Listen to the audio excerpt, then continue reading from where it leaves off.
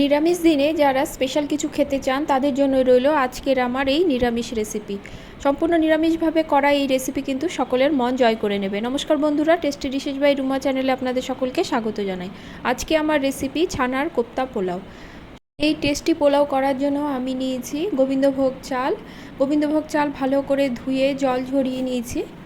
আর নিয়েছি নুন, চিনি, এছাড়া নিয়েছি কাঁচা লঙ্কা, তেজপাতা, কিশমিশ, গোটা গরম মশলার মধ্যে নিয়েছি এলাচ, দারচিনি, লবঙ্গ এবং বড় এলাচ। এছাড়া নিয়েছি জায়ফল, 1 চামচের মতো আদা বাটা, হাফ কাপ দুধে কেশর ভিজিয়ে রেখে দেব। এবার চালটা ম্যারিনেট করে নেব। এর জন্য এর মধ্যে দিয়ে দিলাম স্বাদ অনুসারে নুন, তেজপাতা, 1 চামচের মতো আদা বাটা, কিশমিশ এবং একটা জায়ফল একটু ঘষে দিয়ে দেব। এবার সব উপকরণ ভালো করে মেখে নেব। মাখা হলে হাফ চামচের মতো ঘি এর মধ্যে দিয়ে দেব। দিয়ে ঘিটা দিয়েও ভালো করে মেখে রেখে দেব। এবার আমি কোপ্তাটা করে নেব।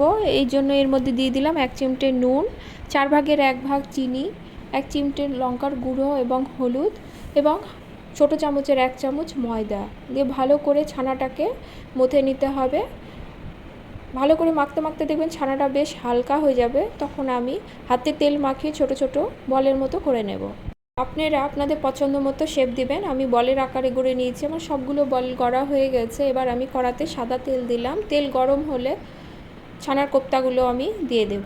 এক পিঠ হয়ে গেলে তারপরে অপর পিঠ উল্টে দেব। 2 পিঠ বেশ সুন্দর করে লাল করে ভেজে আমি তুলে নেব। এবার ওই তেলে আমি দিয়ে দিলাম গোটা গরম মশলা। ফোড়ন থেকে সুন্দর গন্ধ বেরোলে আমি ওর মধ্যে ম্যারিনেট করে রাখা চালটা দিয়ে দেব। চালটা দিয়ে কিন্তু ভালোভাবে ভাজতে হবে। গ্যাসের ফ্লেমটা কিন্তু মিডিয়াম থেকে লোতে রাখতে হবে। গ্যাসের ফ্লেম কিন্তু হাই করা যাবে না। বেশ কিছুক্ষণ ভেজে নিয়ে চালটা যখন বেশ ঝুরঝুরে হয়ে আসবে তখন আমি এর মধ্যে দিয়ে দিব 2 চামচের মতো চিনি। মিষ্টির পরিমাণটা আপনাদের স্বাদের উপর নির্ভর করছে। আপনারা মিষ্টি বেশি খেতে চাইলে চিনির পরিমাণটা বাড়িয়ে বা কমিয়ে দেবেন। চালটা যখন একদম ঝরঝরা হয়ে যাবে তখন আমি এতে জল দেব। জলের পরিমাণটা চাল যে পরিমাণ নেবেন তার ঠিক ডবল, অর্থাৎ যে কাপ অনুসারে চাল নেবেন তার ডবল জল নিতে হবে। জলটা অবশ্যই গরম জল ব্যবহার করবেন। এবার আমি এর মধ্যে দিয়ে দিলাম ঝালের জন্য 3টে কাঁচা লঙ্কা আর দেব ভেজে রাখা কোপ্তাগুলো। এছাড়াও আমি কেশর দুধটাও দিয়ে দেবো। দিয়ে ভালো করে নেড়ে ঢাকা দিয়ে দেব। মিনিট 3-এর জন্য অপেক্ষা করব। গ্যাসের ফ্লেমটা কিন্তু বাড়িয়ে দেব। ঢাকা খুলে দেখে নেব জলটা কিন্তু অনেকটাই টেনে গেছে। এবার গ্যাসের ফ্লেমটা লোতে করে দিয়ে আরও মিনিট 5-এর জন্য অপেক্ষা করব। 5 মিনিট পরে ঢাকা খুলে দেখে নেব। দেখুন জলটা কিন্তু আমার পুরোপুরি টেনে নিয়েছে। অল্প যেটুক জল আছে সেটুকু চালটা কিন্তু সুন্দরভাবে সেদ্ধ হয়ে যাবে। ভালো করে মিশিয়ে নেব। নিচের চালটা উপরে এবং উপরে চালটা নিচে করে দিয়ে আবারও সমান করে দিয়ে ঢাকা দিয়ে দেব। আরও মিনিট 5-এর জন্য রেখে দেব। ছোট ছোট কিছু ট্রিক্স ফলো করলে পোলাও কিন্তু খেতে যেমন সুস্বাদু হয় তেমনি কিন্তু ঝরঝরে হয়।